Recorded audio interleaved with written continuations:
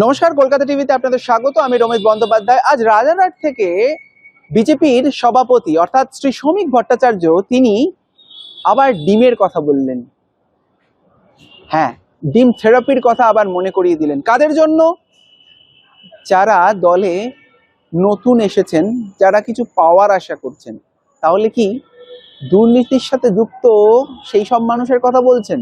না না, তিনি কিন্তু সবার কথা বলেছেন। তিনি বলেছেন আমি দলের কথা বলছি, যারা নতুন এসেছেন তাদেরকেও বলছি।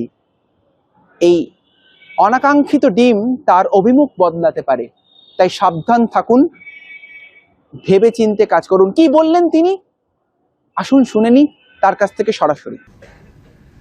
আজকে আমরা 207 এই শরীরী ভাষা নিয়ে যদি আমাদের দলের কেউ নেমে পড়ে ময়দানে, তাহলে পরিণতি কিন্তু অত্যন্ত বিপজ্জনক হবে।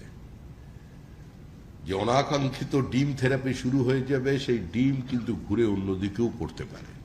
এটা প্রত্যেককে মনে রাখতে হবে, আমার দলকেও মনে রাখতে হবে।